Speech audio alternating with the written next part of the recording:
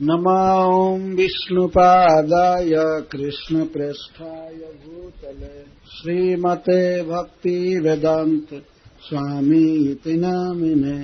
नमस्ते सारस्वतीदेवे गौरवाणी प्रचारिणे निर्विशेष शून्यवादी पाश्चात्यदेशतारिणे।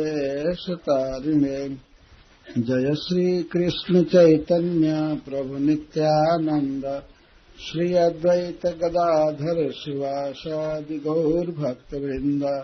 हरे कृष्णा कृष्ण कृष्णा हरे हरे, हरे राम राम राम हरे हरे। एका भ्रिकुटिमाबध्य प्रेम संरंभ विह्वला घ्नति वैक्षत कटाक्षेपैः संदष्ट दशनच्छदा।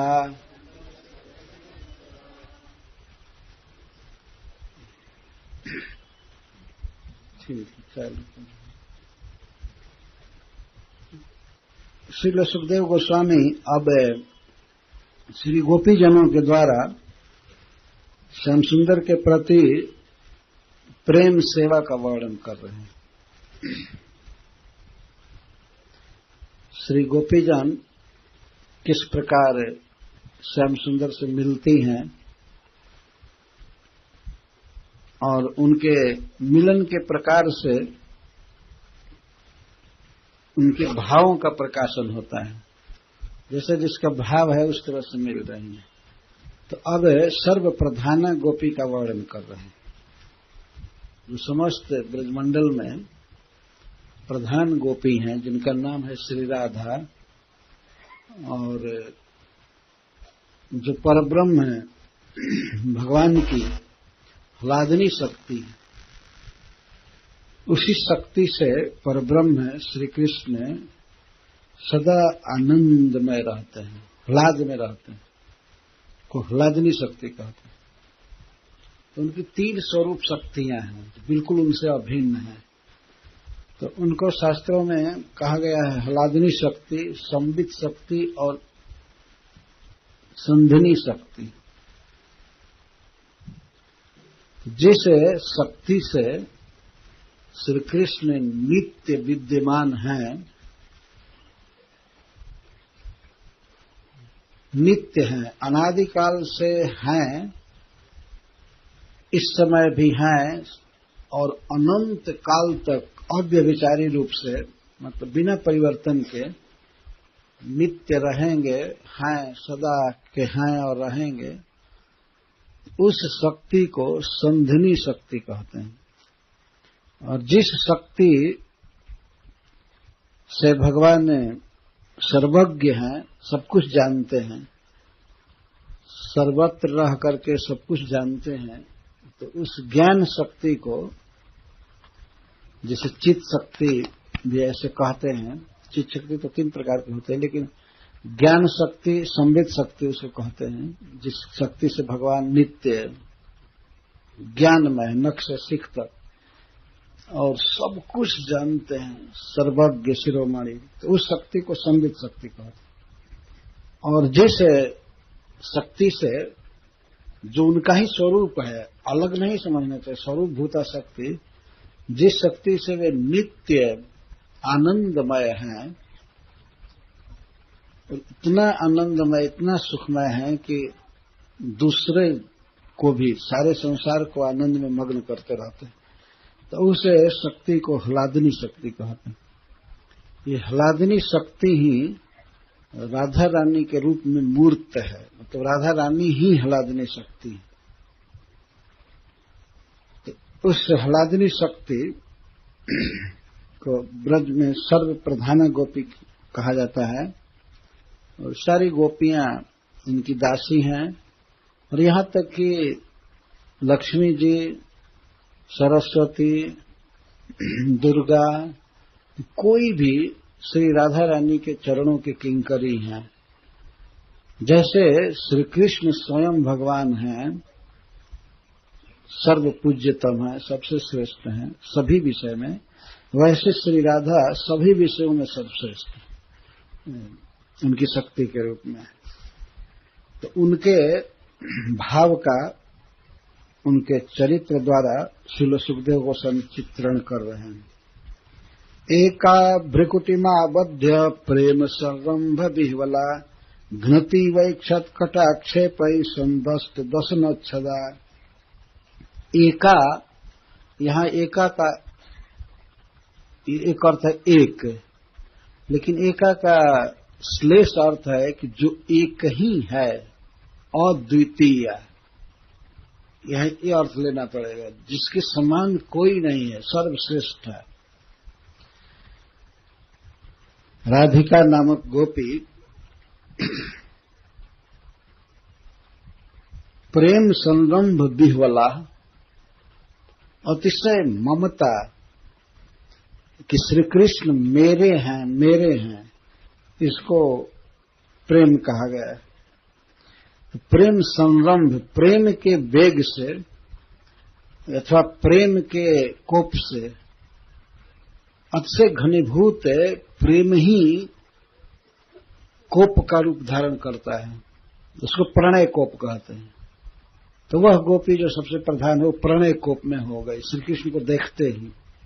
इसके पहले रो रही थी, मूर्छित प्राय थी, लेकिन देखने के बाद उसका अपना स्वभाव प्रकट हो गया।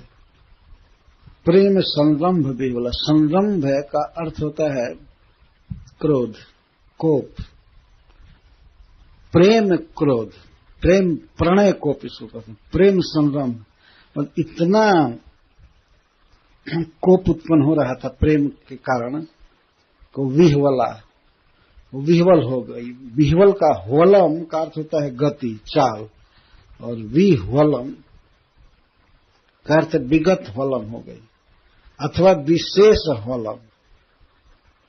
और क्या क्या हुआ? संदष्ट दशन छदा। दशन छद जो दांतों को ढकता है, अधर को कहते हैं, ओष्ठ ऊपर का ओष्ठ को नीचे के, तो अधर नीचे के होठ को कहते, वह संदष्ट। संदष्ट का अर्थ अपने दांतों से अपने ओठ को दबा ली। संदष्ट का अर्थ होता है काटना, लेकिन वास्तव में काट नहीं रही है।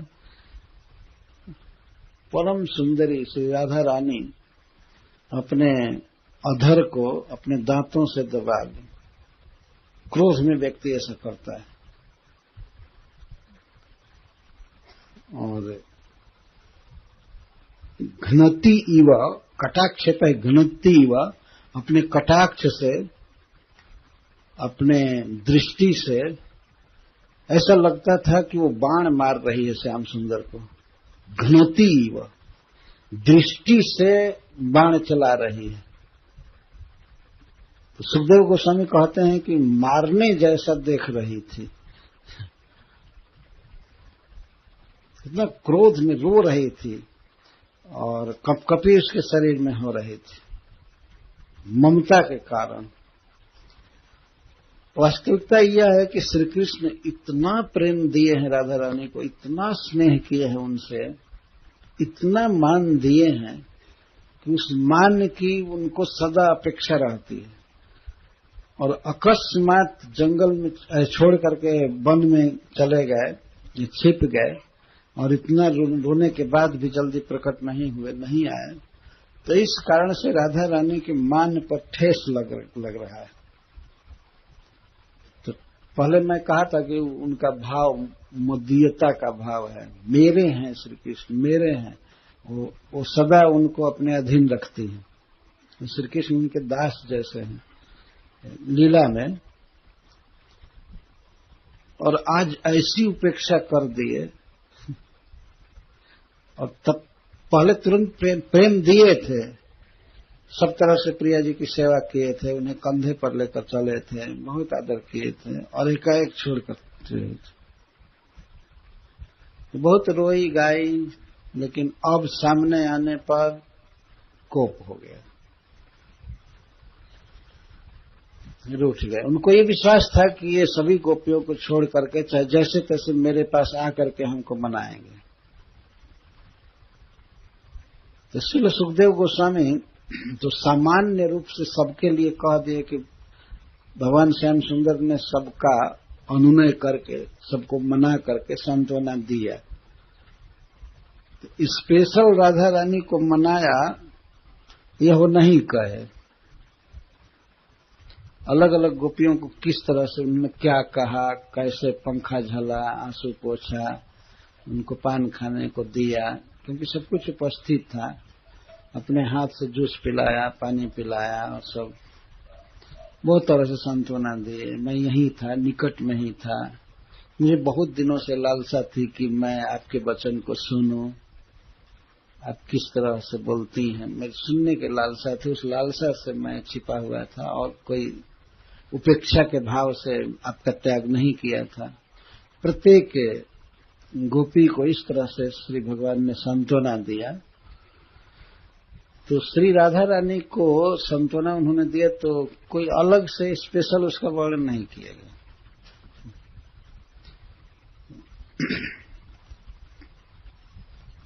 उस गोपी के विषय में सुखदेव गोस्वामी कहते हैं, भ्रिकुटिम आबद्ध, भ्रिकुटी को बांध करके, भ्रिकुटी को ऊपर करके, भ्रिकुटी कहते हैं इसको भौहों को,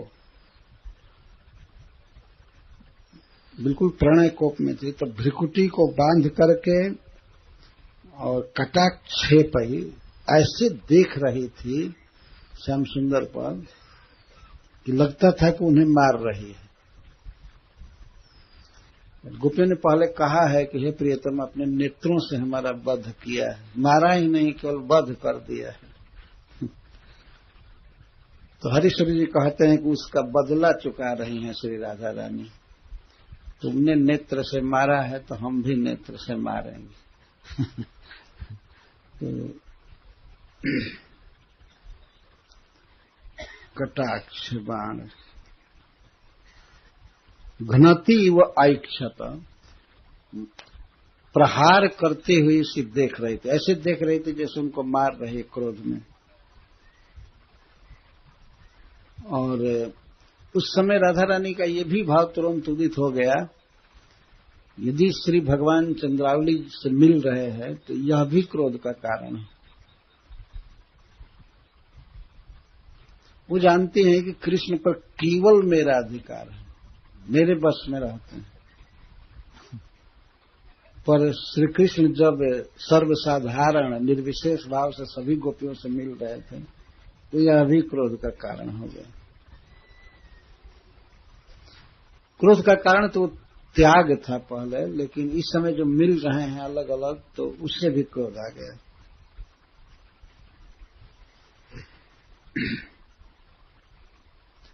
हरीश्वर जी लिखे हैं कि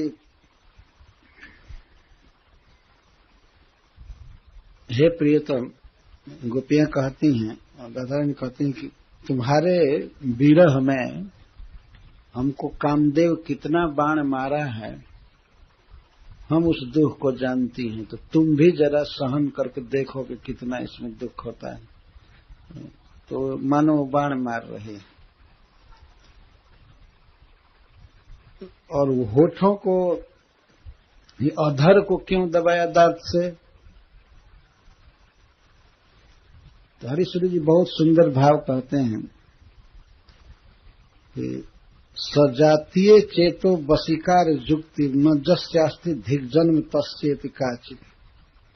अपने सजातीय को जिस व्यक्ति में बस करने की शक्ति नहीं है, अधीन करने की शक्ति नहीं है अपने सजातीय को, उसको धिक्कार है। तो अपने अधर को दांत से दबा रहे, तुमको धिक्कार है कि कृष्ण के अधर को अपने बस में क्यों नहीं किया। ये जहां न जाए कभी रवि तहां जाए कभी। तो बेचारे अधर ने क्या गलती किया, उसको दांत से दबाने की क्या जरूरत है।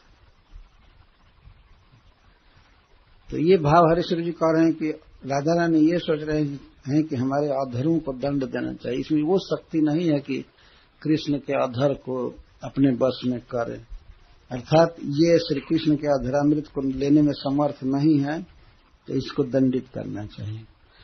इतना वो नहीं सोचते, लेकिन इस प्रकार के भाव की उत्प्रेक्षा करते हैं।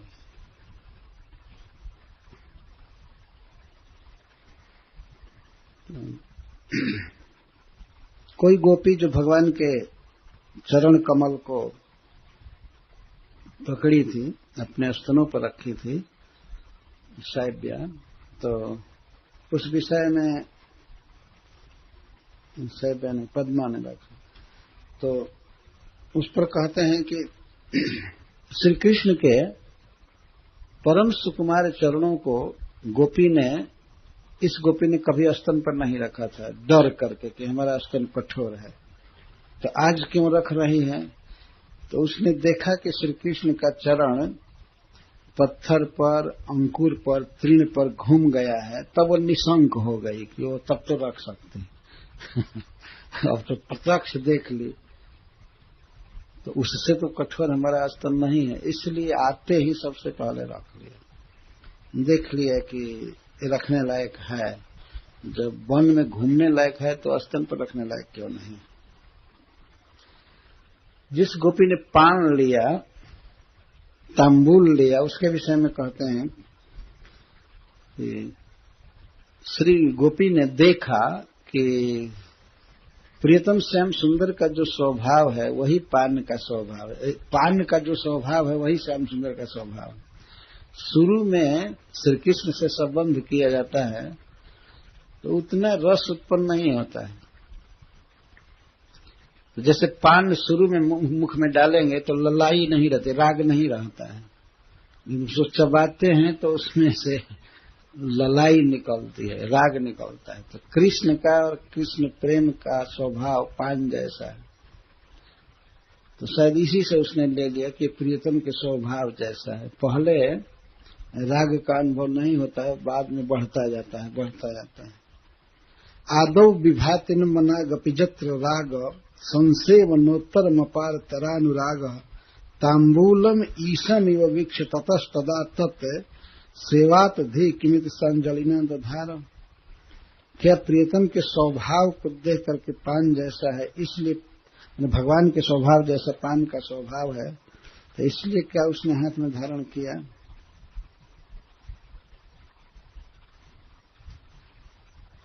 एक गोपी ने सोचा, जिसने चरण कमल को स्तन पर रखा, तो उसने सोचा कि श्री कृष्ण के, श्रीनाथ जी के चरण सरोज से उत्पन्न रस को, अर्थात जल को अपने मस्तक पर धारण करके भगवान शिव इतना महान हो गए,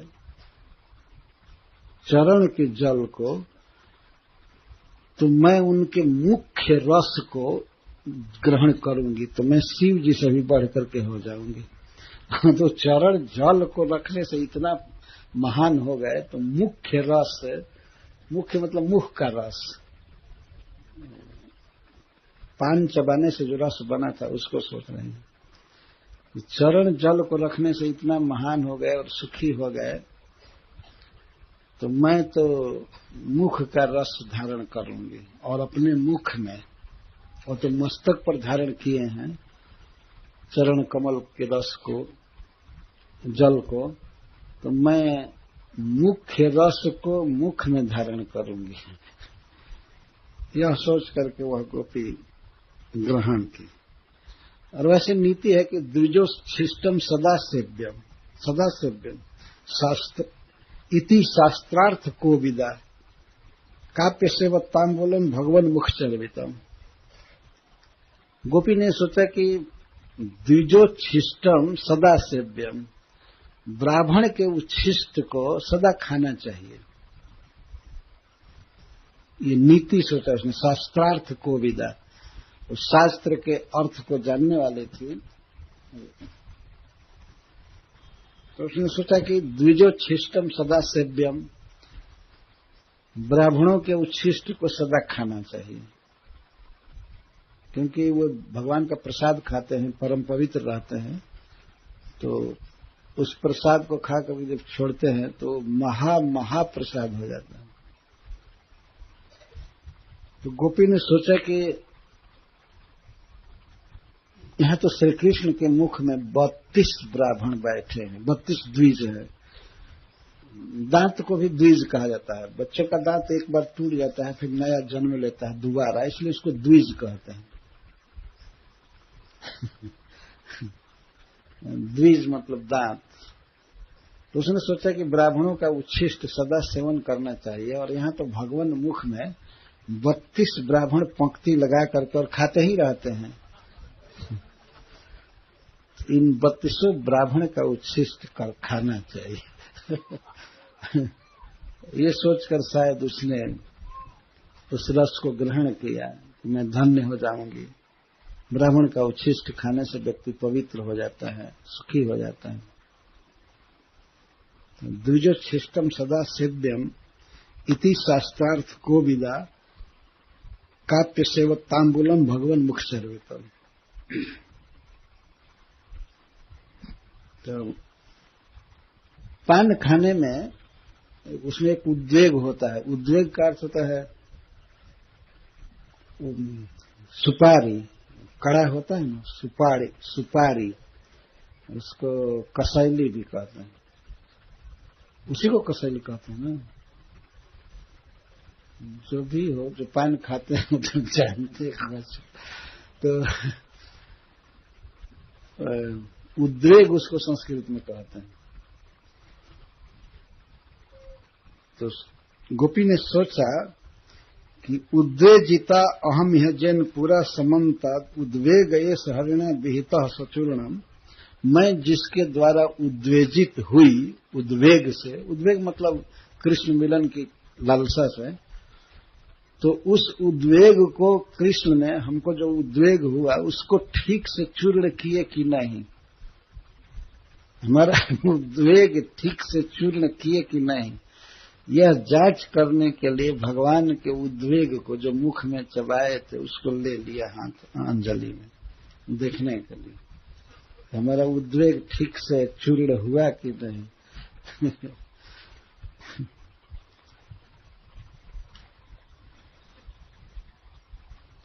एको हमस सरसा अस रसस्य भोक्त्री तेज स्मय मुरलिका हृदय पुरासित। और गोपी ने सोचा कि ये मुरलिका जो है बांसुरी, ये बहुत गुमान में रहती है। ये सोचा करती थी मुरली कि एका अहमे व सरसा, इस संसार में मैं ही केवल सरस हूं और श्री कृष्ण के रस की भोक्त्री हूं। मुख रस को, अधर रस को मैं भोगती हूं, मैं अधिकारिणी हूं। तांबूल मां सुजगृह एसस में मुरली का हृदय पुरासित। मुरली के हृदय में बहुत बड़ा अभिमान था कि मैं कृष्ण रस को भोगने वाली हूं, अधरामृत को। शोध त्वया ह्यपहृत मुख भी टिके तत्व। तो गोपी सोच रही है लेकर, तो अरि मुख में बीरी, श्री कृष्ण के मुख में तुम सदा विराजती हो, तो तुमने जो रस लिया है ये केवल बाहर से उठो को चुम करके मुरली ने नहीं लिया है, तो इसके अभिमान को तुमने नष्ट किया है। जो भगवान बीड़ी खाए हैं, बीटी का पान, वो तो भगवान के जिह्वा, दांत, अधर सबसे लगी हुई है। तो तुमने मुरली का अभिमान नष्ट कर दिया है सखी, तुम मेरे लिए पूज्य हो, इसीलिए उनको हाथ में लिया। तुम पूज्य हो, बहुत दिन से मुरली को अभिमान था, तुमने नष्ट कर दिया। हरि श्री जी आपके एका हमेव सरसा अस्य रसस्य भोक्त्री इत्ते सस्मयो मुरलिका हृदय पुरासित। सोद्य त्वया ही अपहृतो मुखवीटिके तत् पूज्या ममेति च करेण दधार काच। तुम मेरी पूज्या हो, तुम्हारी वंदना करता हूं कि तुमने मुरली का अभिमान नष्ट कर दिया। मुरली तो केवल बाहर ओठ पर चुमती है जो ही चुमे, लेकिन बीटी का जो पान की बीड़ी वो तो पूरा मुख में सनी हुई है। तो वो जितना रस भोगी है कृष्ण का, ये मुरली नहीं भोगी है। तो तुमने मुरली का अभिमान नष्ट कर दिया, इसलिए हमारे लिए पूज्य हो, तो हमारे तरफ से काम किया है। ये सोच करके उस गोपी ने ले लिया।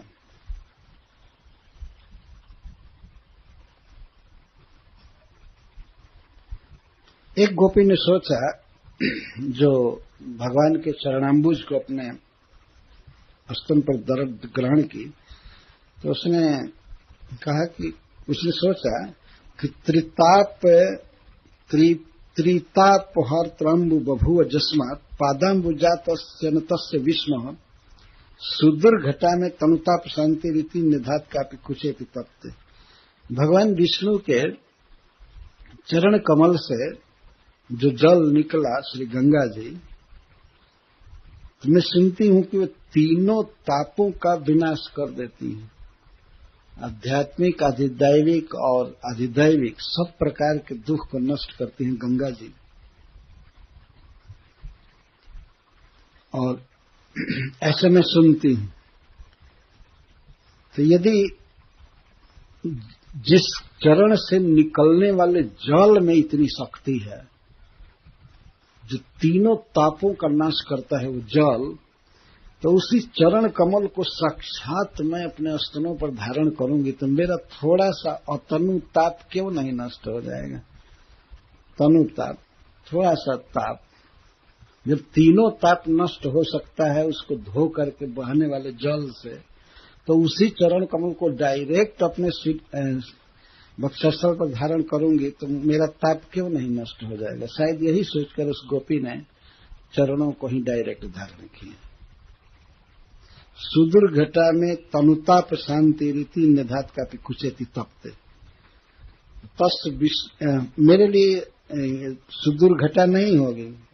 जब चरण का धोया हुआ जल त्रिताप को मूल से समाप्त कर देता है, तो वह चरण कमल ही डायरेक्ट छुआ जाए, हृदय से लगाया जाए, तो क्यों नहीं तन की शांति हो जाएगी। और तनु ताप, शरीर का ताप, हृदय का ताप, ये तो बहुत बड़ा ताप नहीं है। कहाँ त्रिताप ज्वाला और कहाँ ये थोड़ा सा ताप। तो ये सोचकर शायद उस गोपी ने भगवान के चरण कमल को अपने वक्षस्थल पर धारण किया।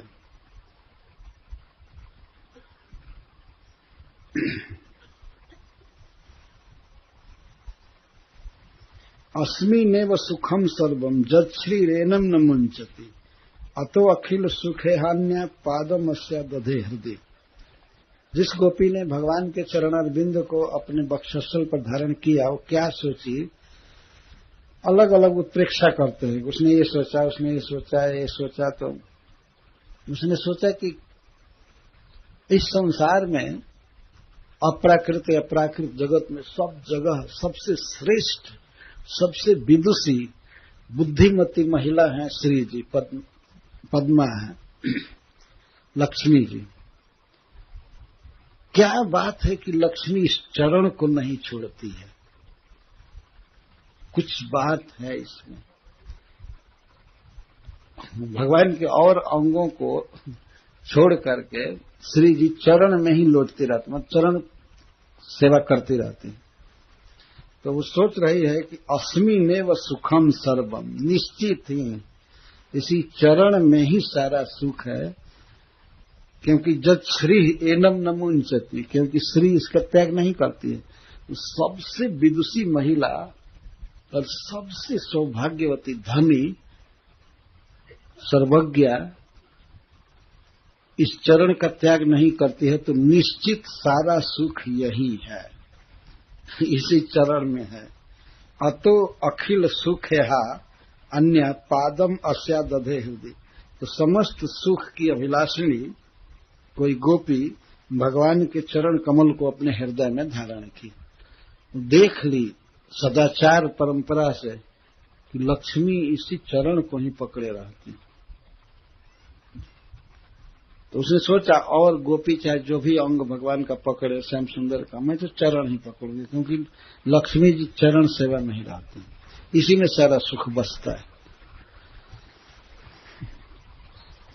इस तरह से श्री हरीश्वरी जी उत्प्रेक्षा कर रहे हैं। और हाथ पकड़ने के भाव को तुमने कहा था। तो यह सर्व प्रधाना गोपी श्री कृष्ण को संरंभ प्रणय कोप से विह्वल होकर के देख रही है और श्री कृष्ण से अपेक्षा करती है कि उधर क्यों मिल रहा है, सीधे मेरे पास क्यों नहीं आए। ये भाव है उस प्रधान गोपी का। श्री कृष्ण पर अपना पूर्ण अधिकार मानती है। इस तरह से खड़ी हुई और उसी की सखी ललिता जी का वर्णन कर रहे हैं। अपरा निमिष दृग्भ्याम जुषाणा तन्मुखाम्बुजम आपीतमपि नातृप्यत संतस्तच्चरणम यथा। यह गोपी राधा रानी के जूथ की समस्त गोपियों में सर्वश्रेष्ठ है, सखियों में, और ये प्रखरा है। प्रखरा का अर्थ होता है मृदु नहीं है, श्री कृष्ण तक को फटकारती है, तो इसको प्रखरा कहा गया है। प्रखरा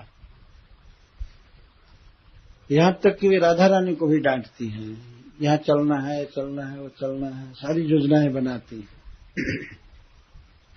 तबे प्रियतम श्याम सुंदर के मुखाम्बुजम, श्याम सुंदर को देखते ही उनके मुखाम्बुज को एक टक देखने लगी। अपरा अनिमिषद दृग्भ्याम, आंखों पर पलक नहीं लग रही थी और श्री कृष्ण के परम सुंदर सुधामय मुख कमल को दोनों नेत्रों से निहार रही थी, अवलोकन कर रही थी। आपीतम अपी, और खूब अच्छा से पी लिया। क्या पी लिया? मुखाम्बुजन पीतम, मुखाम्बुज को पी लिया और पहले भी पी थी बहुत काल तक, और इस समय भी पी रही है, लेकिन आपीतम अपनी ना तृप्यत, पर तृप्त नहीं हो रही थी, अर्थात देखती ही जा रही थी। श्री कृष्ण के मुख कमल को अपने नेत्रों से पी रही थी। इसका मतलब यह है कि परम आसक्ति से, गाढ़ अनुराग से केवल देख रही थी। सारा अमृत तो भगवान के मुख कमल में है, सब कुछ देख रही थी। श्री कृष्ण का सौंदर्य वही है अमृत, भगवान श्री कृष्ण उनके अंग का या मुख का। तो ललिता जी एक टक देख रही थी, कुछ बोल नहीं रही थी, हिल नहीं रही थी, और एक टक देख रही थी। वो मिलने नहीं जा रही थी, लेकिन निकट से ही देख रहे थे कृष्ण को एक टक। इनका भी भाव वाम भाव ही रहता है, राधा रानी के अनुसार ही। यह सखी भी स्वाधीन भर्तृका है, श्री कृष्ण इनके भी अधीन रहते हैं। ये देख रही थी, ऐसा लग रहा था कि इस गोपी के दोनों नेत्र तड़पे हुए हैं प्यास से, और श्री कृष्ण के मुख कमल को देख करके पीने लगे, अर्थात परम आसक्ति से देखने लगे। और देखने पर भी, पीने पर भी न अतृप्य। श्री सुखदेव गोस्वामी कहते हैं आपीतम अपी, और ऊपर भी जुसाड़ा कह रहे हैं। जुसाड़ा का अर्थ होता है आनंद लेना या युक्त होना। जैसे आजकल लोक में जूस शब्द है, वो संस्कृत से ही निकला है वास्तव में। जूस माने रस। जुसाड़ा का अर्थ आस्वादन कर रही थी, श्री कृष्ण के मुखाम्बुज का आस्वादन कर रही थी नेत्रों से। और आस्वादन शब्द न कह करके और जुसाड़ा से भी तृप्ति न रह करके सुखदेव गोस्वामी कहते आपीतम। आ का अर्थ सम्यक, और पीतम पी चुकी है मुख, मतलब बार बार देखी है तो आनंद का उद्रेक हो रहा है। अब श्री कृष्ण के मुख को देख करके जो आनंद ललिता जी को प्राप्त हो रहा है, वो तो किसी भी प्रकार के स्वादिष्ट पदार्थ, अमृत आदि पीने से नहीं होता। तो देख रही थी और रसास्वाद और आनंद का अनुभव कर रही थी। ये जो आनंद का अनुभव है, उसी को श्री सुखदेव गोस्वामी पान शब्द से व्यक्त करे, पीतम। आपीतम अपनी न अतृप्यत, बारंबार पीने पर भी तृप्त नहीं हो रही थी। जय संतस तच्चरणम यथा, जैसे भक्तजन संत उनके चरण को पीने में कभी तृप्त नहीं होते। संतस तच्चरणम यथा, भगवान के श्रीअंग पर कौन भक्त, भगवान के किस श्रीअंग पर कौन भक्त लट्टू होते हैं, ये भागवत में वर्णित है। प्रथम स्कंध में वर्णन है, श्रीयो निवासो जस्योर पान पात्र मुखम दृशाम बाहवो लोकपाला नाम सारंगा नाम पदाम्बुजम। जो सारंग हैं, सार चीज गाते रहते हैं, भगवान के जो भक्त हैं दास भाव से, उनको सारंग कहा गया है। ये भंवरा, जैसे भंवरा कमल का त्याग नहीं करते हैं, नहीं करता है, उस तरह से संत जन, वैष्णव जन, भक्त जन भगवान की चरण कमल का कभी त्याग नहीं करते, उसके रस का अनुभव करते रहते हैं, चिंतन करते हैं, सेवा करते हैं, कभी त्यागते नहीं हैं। संतस तच्चरणम यथा, बारंबार भगवान श्री कृष्ण के चरण कमलों के ध्यान से, अनुभव से उन्हें रस की प्राप्ति होती रहती है, फिर भी उसी का ध्यान करते रहते हैं, उसे ही सहलाना चाहते हैं, उसे छूना चाहते हैं, चुमना चाहते हैं, चरण कमल। तो संतस तच्चरणम यथा, संत जन दास्य भाव के भक्त श्याम सुंदर के चरण कमल पर लुब्ध रहते हैं। तो जैसे भक्त जन चरण कमल पर लुब्ध रहते हैं, वैसे वह गोपी मुख पंकज पर लुब्ध थी। यह सहज अधिकार श्री गोपीजनों का। इस प्रकार से भगवान के मुख पर आसक्ति और अनुराग के साथ देखना, यह केवल उनकी प्रियाओं का ही काम है। भक्तजन भी भगवान के मुख को देखते ही रहते हैं, लेकिन तुरंत संकोच होता है, हटा लेते हैं, वो चरणों को देखते हैं ज्यादा। पृथु महाराज भगवान से कहते हैं कि हे प्रभु, आप लक्ष्मी जी को समझा दीजिए कि वे अपने जगह पर रहे। वे हम भक्तों के साथ बहुत जबरदस्ती दखल देती है, चरण में आकर के आपके चरणों की सेवा में रहती हैं।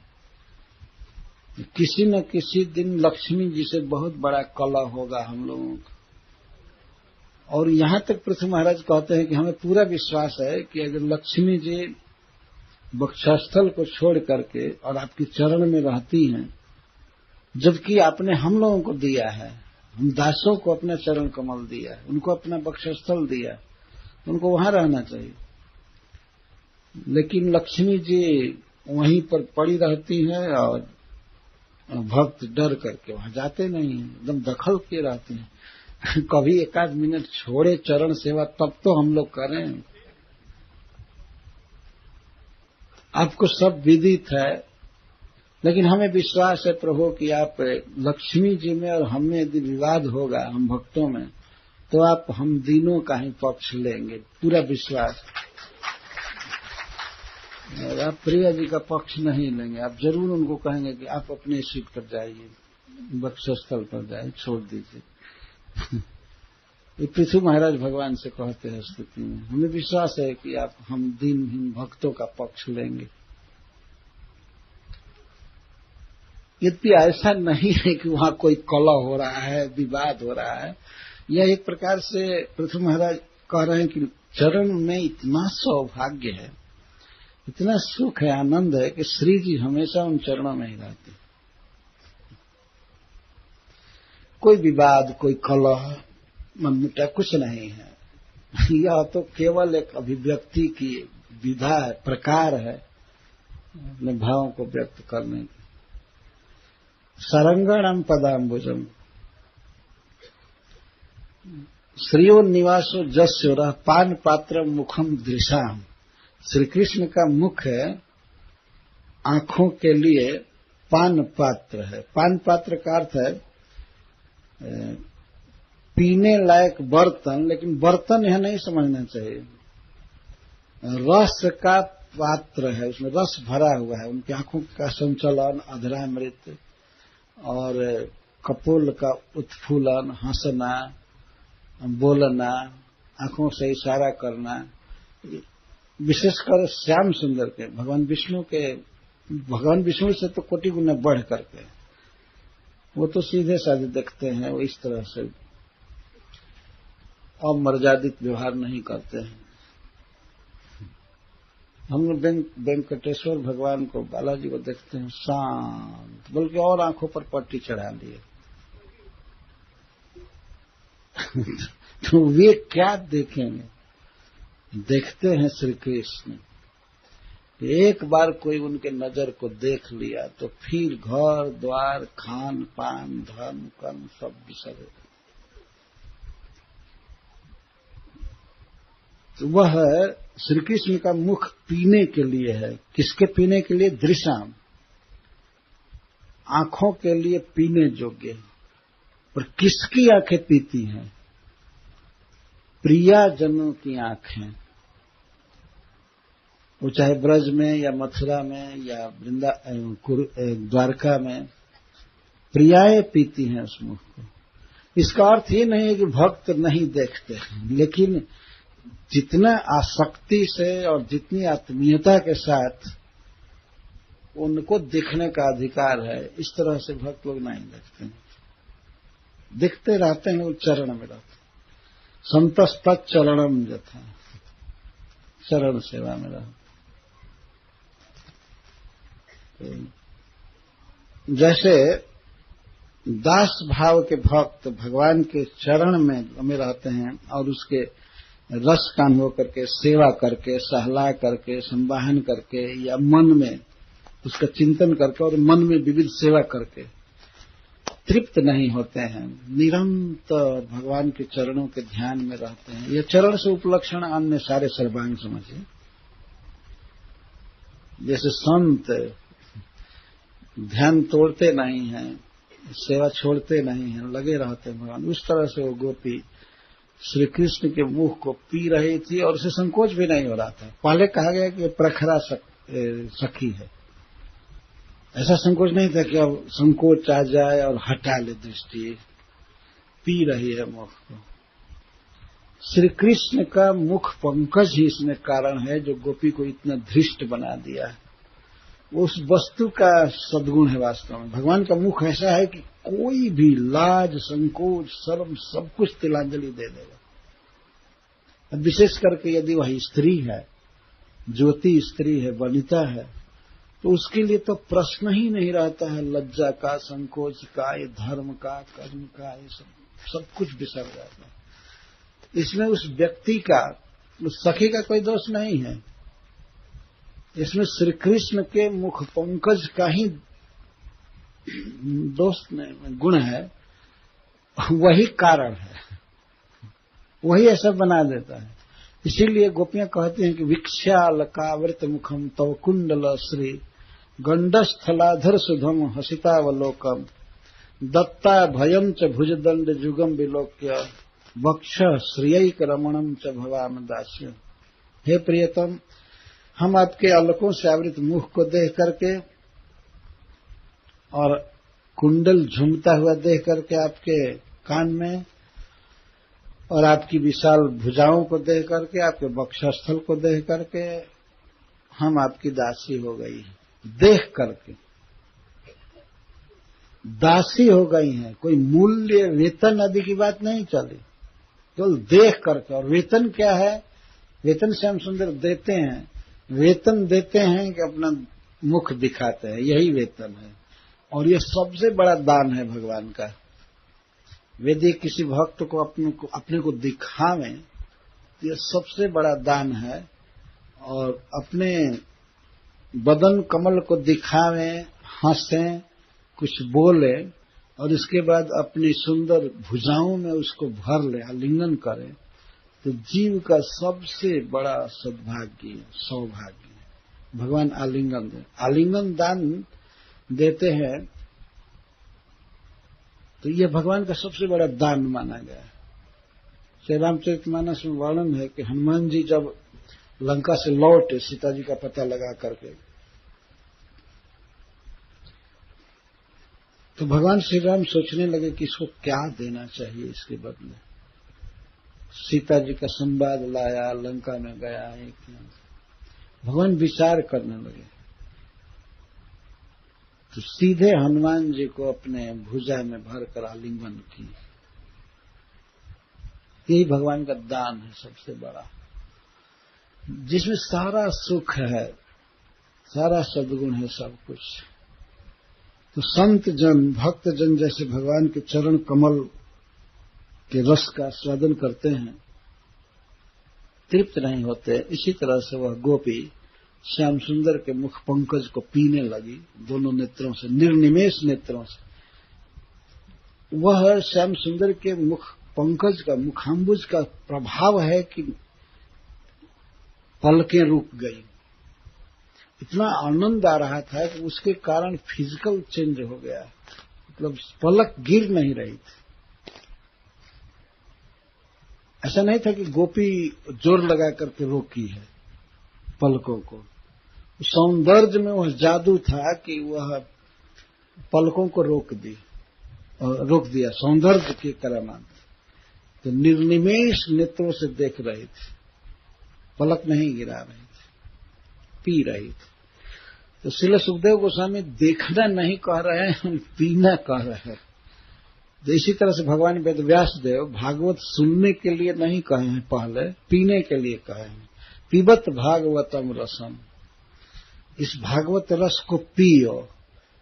उनके कहने का आशय है कि गाढ़ आसक्ति और एकाग्रता के साथ इसको सुनो। पीने का ये अर्थ हुआ, पीबत भागवतम रसम, इस भागवत रस को पियो। भगवान ने इसको तैयार करके और इसका एडवर्टाइजमेंट कर रहे हैं, पूरा तैयार।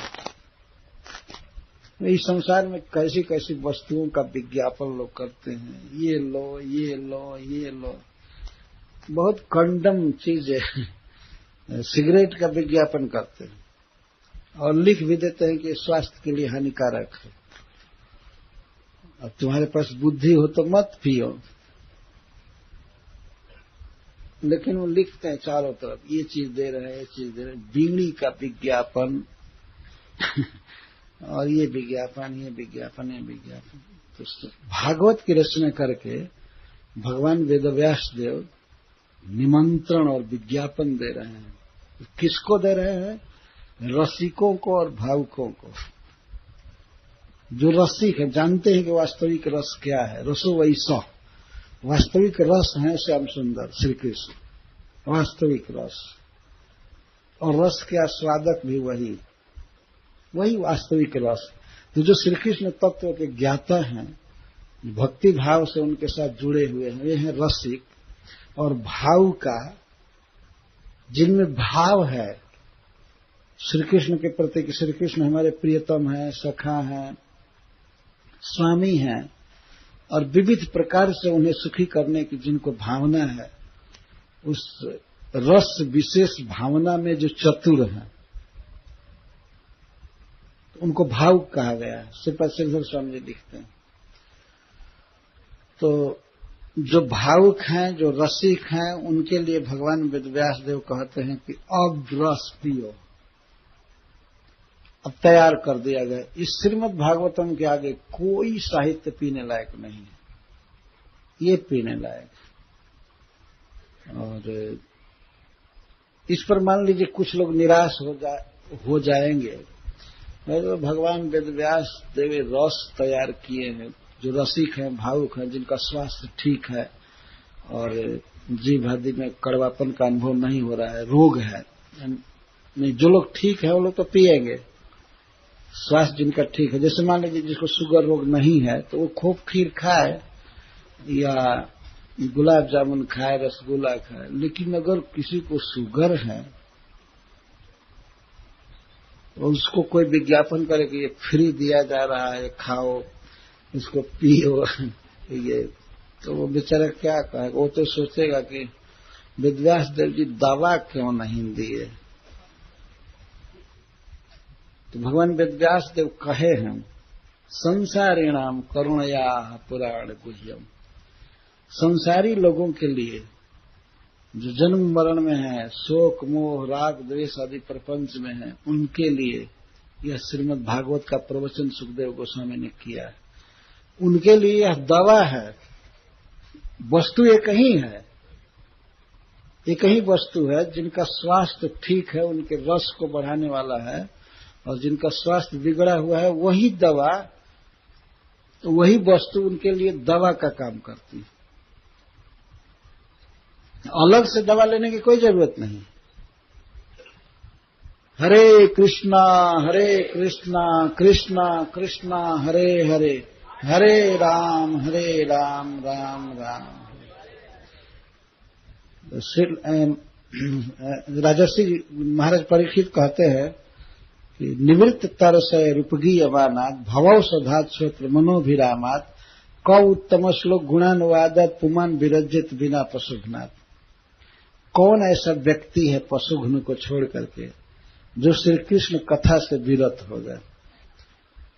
कथा कैसी है? जो निवृत्त तरस हैं, जो मुक्त महापुरुष हैं, जिन्हें राग द्वेष आदि नहीं है, भगवान में प्रेम है, तो उनके द्वारा यह नित्य गाई जाती है। वो लोग नित्य इसी के आस्वादन में लगे रहते हैं, तभी पूर्ण स्वस्थ लोग हैं। और भवौ सधात, लेकिन यही कथा उनके लिए जो मुमुक्षु हैं, जो मुक्त होना चाहते हैं दोषों से, कर्म बंधन से, दुख से, जैसे हम लोग हैं। वास्तव में चारों तरफ दुख लगा हुआ है और हम लोग चाहते हैं कि हमारा मन भगवान में लग जाए, प्रेम हो जाए, विस्मृति हो जाए, क्रोध न आवे, काम न आवे, लोभ न आवे, आलस न आवे और कई तरह। तो ऐसे जनों को मुमुक्षु कहा गया है शास्त्र में, जिन्हें मुक्ति की इच्छा है। हम लोगों में मुक्ति की इच्छा है। मुक्ति का अर्थ है इन सांसारिक दोषों से मुक्त हो जाना। मुक्ति का केवल यही अर्थ नहीं है कि जन्म मरण और देह से हीन होकर के ज्योति में मिल जाना या वैकुंठ चले जाना, केवल यही मुक्ति नहीं। मुक्ति हित्वा अन्यथा रूपम स्वरूपेण व्यवस्थित, जो अन्यथा रूप है, जीव की जो अन्य अभिलाषाएं हैं, राग द्वेष और दुख, और शरीर ग्रहण किया है तो शरीर के कारण फोड़ा, फुंसी, सर्दी, गर्मी, मानसिक चिंता वगैरह, इसको संसार कहा गया है। तो इस संसार से जो मुक्त होना चाहते हैं उनके लिए श्री कृष्ण कथा परम औषधि है, दवा है। वही कथा जो सुखदेव गोस्वामी जैसे महामुनियों के लिए परम आस्वादनीय है, परम रसमय, वही मुमुक्षुओं के लिए मोस्ट पावरफुल दवा है, बहुत तगड़ी दवा है।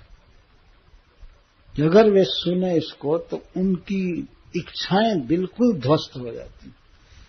यह प्रत्यक्ष अनुभव किया जा सकता है कि भगवान की कथा को सुन करके कुछ काल के लिए संसार तिरोहित हो जाता है, याद नहीं रहता। याद रहते हैं श्याम सुंदर और उनके परिकर जो उनके साथ है।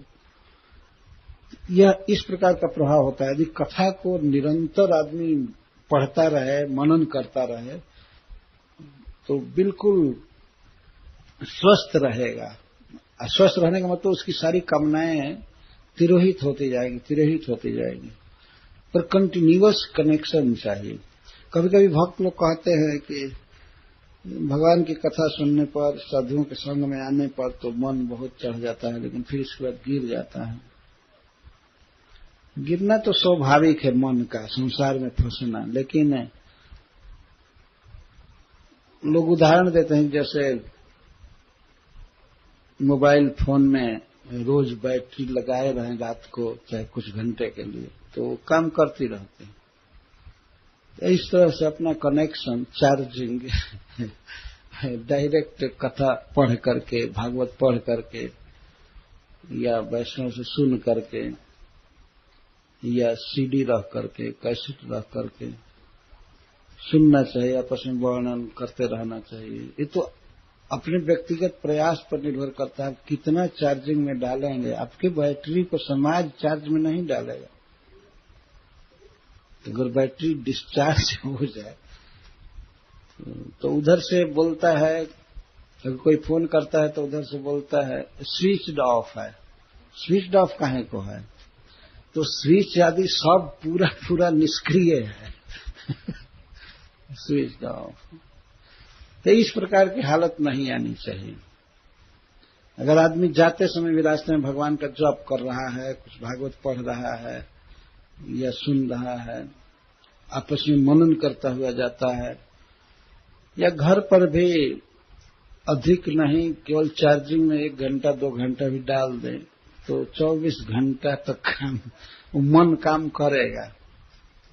भगवान का दर्शन करना, मंदिर में जाकर के प्रणाम करना, प्रसाद लेना, कीर्तन गाना, आरती में भाग लेना, यही सब उपाय है जिससे कि हमारी कृष्ण भावना हमेशा चार्ज रहे, कनेक्शन में लगे रहना चाहिए, अपने को डालना चाहिए। देखिए, अपने आप कभी भी समाज नहीं कहेगा कि आप जाइए कथा में। कोई समाज, न परिवार कहेगा, न गांव कहेगा, और न तो कोई शहर में कोई कारपोरेशन कहेगा। नगरपालिका कभी किसी को कहेगी कि अब तुम जॉब करो या भागवत सुनो, कभी कोई नहीं कहेगा। और न तो सरकार कोई संसद में नियम बनाएगी कभी। जनता को भगवान की कथा सुनने के लिए छूट दी जाए, कोई नहीं कहेगा। तो प्रत्यक्ष कोई नहीं कहता है। मठ मंदिर में भी कोई नहीं कहता है कि एक स्केड्यूल रखा जाए कि भाई सत्संग दो। ये बात जरूर है कि अपने आप ही सत्संग चलता रहता है। मठ मंदिर की बात दूसरी है, वहां सत्संग चलता रहता है, कीर्तन कथा होती रहती है, परंतु समाज द्वारा कभी ऐसा अवसर नहीं आएगा। इसीलिए इंडिविजुअल प्रयास करना है अपने लिए। और ऐसे समय में अगर समाज बाधक भी होता है तो उस समय जथा योग्य समाज की अवहेलना करके भी भगवान का श्रवण कीर्तन करना चाहिए। अब जैसे श्री गोपी जनों को ब्रज का समाज कभी नहीं कहता ठीक है 22 घंटे घर में थी, काम कर लिया, 2 घंटे के लिए जाओ वृंदावन में कृष्ण के साथ वृंदावन में बिहार पर। कोई कहने वाला नहीं था, रोकने वाले सब थे। एक भी व्यक्ति ऐसा नहीं था जो रोकने वाला न हो। लेकिन गोपियां आई, वो आई और श्याम सुंदर ने स्वागत किया, उनको बहुत बड़ा दान दिया, रास विहार किया उनके साथ। तो इस तरह से मेरे कहने का आशय है कि व्यक्तिगत प्रयास करना चाहिए। व्यक्ति भगवान से संपर्क जोड़ने के लिए जो भी विधा उचित है, जप करना तो अपने आप में व्यक्तिगत चीज है ही। अपनी वाणी लगा करके भगवान के नाम की आवृत्ति करना, नाम में बहुत शक्ति है। यदि इसका उच्चारण हमेशा होता रहे तो व्यक्ति संयुक्त रहेगा श्री कृष्ण से, और यह नाम उच्चारण धीरे धीरे उसके सुप्त कृष्ण प्रेम को जगा देगा। हरे कृष्णा कृष्णा कृष्णा हरे हरे, हरे राम राम राम हरे हरे। मैं वर्णन कर रहा था सुखदेव गोस्वामी के अनुसार श्री ललिता जी के द्वारा भगवान श्री कृष्ण के मुखाम्बुज के पान की बात को तृप्त नहीं हो रहे थे। आपीतम अपनी ना तृप्यत। श्री कृष्ण को देखने पर तृप्ति नहीं होती है। ये भक्ति का रस ऐसा है कि तृप्ति नहीं होती है, लालसा बढ़ती जाती है। तो डायरेक्ट भगवान को देख रहे हैं तो कैसे तृप्ति हो। ये ललिता जी साक्षात देख रही है। तो विशाखा जी तम काचिन नेत्र रंध्रेण हृदय कृत्य निमील्य च पुलकांगुह्यास्ते योगीवानंद संप्लुता। और कोई गोपी विशाखा नामनी सखी, विशाखा नाम की सखी गोपी नेत्र रंध्रेण अपने नेत्रों से देखने लगी श्याम सुंदर को, लेकिन उनको देख करके सर्वांग श्री विग्रह को, मुख को, हाथ को और सबको देख करके देखी और हृदय कृत्य, हृदय में ले गई। देख करके हृदय में ले गई। हृदय कृत्य का अर्थ है मन में सोचने लगी। देख रही थी, पहले तो ऐसा कि वो देख रही थी और आंख बंद कर रही थी। देखे हुए रूप को हृदय में देख रही थी, फिर आंख बंद करके फिर खोल करके देखती थी। ऐसा करते करते बाद में पूरा बंद कर ली और बंद करके अपने हृदय में श्री कृष्ण का आलिंगन करने लगी। उपगुह्य पुलकांगी आस्ते, भीतर ही भीतर श्री कृष्ण के साथ गलवाही देकर चल रही थी मन में और आलिंगन कर रही थी, देख रही थी। उसके शरीर में पुलक छा गया। उत्पुलकांगी, पुलकांगी, पुलक जिसके अंग में शरीर में है वह पुलकांगी। उपगुह्य, श्री कृष्ण का निर्बाध निकट से आलिंगन करके मन ही मन। सामने तो आलिंगन करने में बाधा थी, अनेक गोपियां थी, लेकिन हृदय में आलिंगन करने लगी। आनंद संप्लुता, वो आनंद की बाढ़ में मग्न हो गई, भीतर देखने लगी। इसी को ध्यान कहते हैं। यही है ध्यान वास्तव में। कोई निराकार चीज का ध्यान नहीं होता है। फालतू लोगों ने गढ़ लिया है, इसका ध्यान करो, ये करो, वो करो। ध्यान इसको कहते हैं। श्याम सुंदर को हृदय में लेकर के और देखने लगी।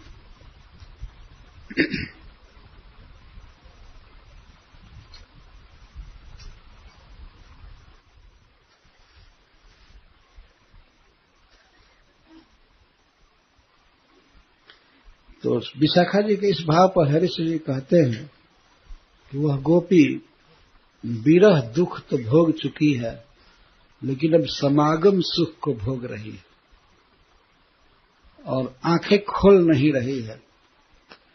खोल नहीं रही है तो उसे कहने का आशय था कि प्रियतम, हे दुर्लभ प्रियतम श्याम सुंदर, आप बहुत दुख देकर के मिले हैं, अब मैं आपको बाहर नहीं जाने दूंगी। इसी भय से नेत्र नहीं खोल रही। नेत्र खोलने पर बाहर हो जाएंगे। नेत्र के द्वार को बंद कर लिया, पूरा आंख को बंद करके और योगी के समान आनंद में मग्न हो गई। यह योगी इव केवल इतना ही दृष्टांत समझना चाहिए, एक पक्षीय दृष्टांत है कि वह आंख बंद करके हृदय में श्री कृष्ण को देख रही थी। इसलिए सुखदेव गोस्वामी कहते हैं जोगी इव। लेकिन आनंद प्राप्ति के तारतम्य को देखा जाए तो योगियों से कोटि गुना ज्यादा आनंद में वह थी।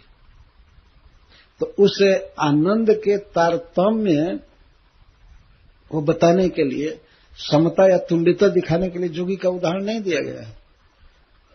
केवल वो अपने हृदय में ध्यान द्वारा श्याम सुंदर को देख रही है, इस बात को कहने के लिए। जैसे कोई योगी भगवान का ध्यान करता है और आनंद से सम्यक प्लावित हो जाता है, तो उस तरह से वो योगी ध्यान में श्री कृष्ण को देख करके और महा आनंद में मग्न हो रही थी। इतना सुख मिल रहा था भीतर कृष्ण का आलिंगन करके, उनके साथ गलवाही देने से, उनके साथ बातचीत करने से, कि उसके शरीर में पुलक छा गया था, पुलकांगी हो गई थी। आनंद संप्लुत, आनंद से पुलक उत्पन्न हो रहा। संप्लुता, प्लुत का अर्थ डूब जाना, प्लव का अर्थ है बाढ़। वो आनंद की बाढ़ में डूब गई थी। केवल आनंद ही आनंद। श्याम सुंदर को हृदय में देख करके आनंद आ रहा था। सामने तो देखी, फिर हृदय में देखी तो उनके विरह में यह गोपी दग्ध हो गई थी, संतप्त हो गई थी, दुखी हो गई थी। पर श्री कृष्ण को हृदय में देखकर आनंद की बाढ़ में मग्न हो गई, पुलकांगी हो गई। हृदय कृत्य निमिल्य च, निमिल्य में कोई कर नहीं दिखा। निमिल्य का अर्थ समझ लेना चाहिए अपने आप। हृदय में करके और बंद करके, ऐसा वर्णन है कि नेत्र के छिद्र से, नेत्र द्वार से प्रियतम श्याम सुंदर को हृदय में ले करके और बंद करके, तो बंद करके मतलब नेत्र बंद करके अपने आप ये आ जाता है। जब नेत्र रंध्र से, नेत्र द्वार से श्री कृष्ण को भीतर ले गई और इसके बाद बंद की, तो बंद क्या की, नेत्र बंद की, द्वार बंद कर ली और सोचने लगी कि इस कपटी को अब नहीं जाने दूंगी बाहर, बहुत दुख दिए, अब कभी नहीं जाने दूंगी, तुमको बंद करके हृदय में रखूंगी। अगर जब भी वो खोलेंगी तो श्याम सुंदर बाहर चले ही जाएंगे, बाहर हैं ही, तो इसी डर से खोल नहीं रही है। तो बाहर के श्री कृष्ण में और भीतर गोपी के मन में जो स्फुरणा हो रही है, दोनों में कोई भेद नहीं है। गोपियों के लिए भगवान बिल्कुल अलग से नहीं है, वो आते ही हैं, जैसे आंखों में आए हैं तो गोपियों का मन भी तो आंख के समान ही है, मन और आंख में कोई भेद नहीं है, तो भीतर प्रकट है, तो इसीलिए वह गोपी आनंद में मग्न है। तो कभी कभी श्याम सुंदर का इस तरह से चिंतन करना चाहिए, जो पढ़ रहे हैं तो मनोमय भगवान का कुछ न कुछ चित्र आता है, छवि आती है, उनका हंसना, बोलना, चलना, तो ध्यान में अगर कोई भक्त इसको देख रहा है, तो अगर वास्तव में ध्यान में देख रहा है मन में, तो जैसे मंदिर में भगवान के श्री विग्रह को आंख से देखता है, तो उसमें इसमें अंतर नहीं है। और यदि मन में देख रहा है तो ज्यादा सुपीरियर चीज है, तो मतलब है कि मन आकर्षित है भगवान को देखने में। तो सब कुछ का फल यही है वास्तव में, कि भगवान के प्रतिमा का अवलोकन करके, भगवान के चित्र को देख करके, पढ़ करके, सुन करके श्री कृष्ण हृदय में आ जाए। तस्मात् सर्वात्मना राजन हृदयस्थम कुरु केशवम। सुखदेव गोस्वामी का फाइनल उपदेश है कि हे महाराज, केशव को हृदय में कीजिए और आप तक्षक से मत डरिए। आप चिन्मय अंश हैं कृष्ण के, आप दास हैं, ऐसे सुखदेव गोस्वामी कहते हैं। तस्मात् सर्वात्मना राजन हृदयस्थम कुरु केशवम, हृदय में स्थित। और इस तरह से अगर श्री कृष्ण हृदय में दिखाई देने लगे तो सारी साधनाएं सफल हो गई, पूर्ण हो गई। यहां पर साधना की बात नहीं है, गोपी जो देख रही है कृष्ण को, यहां कोई साधना की बात नहीं, लेकिन इसके द्वारा साधकों के लिए साधना का संकेत होता है, और साधकों के लिए इस तरह से ध्यान करना चाहिए। तो श्री विशाखा जी गोविंद का ध्यान कर रही हैं।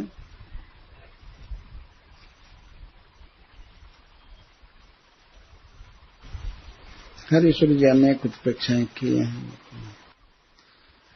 एक गोपी है जिसका नाम है भद्रा। तो भद्रा आते हुए प्रियतम श्याम सुंदर को देख करके कृष्ण कृष्ण कृष्ण केवल यही बोल रही थी, और कुछ भी नान्यत उदीरयत, अन्य कुछ नहीं बोली। केवल भगवान का परम प्रिय मधुर नाम, सर्वश्रेष्ठ नाम जिह्वा पर आ रहा था, कृष्ण कृष्ण कृष्ण।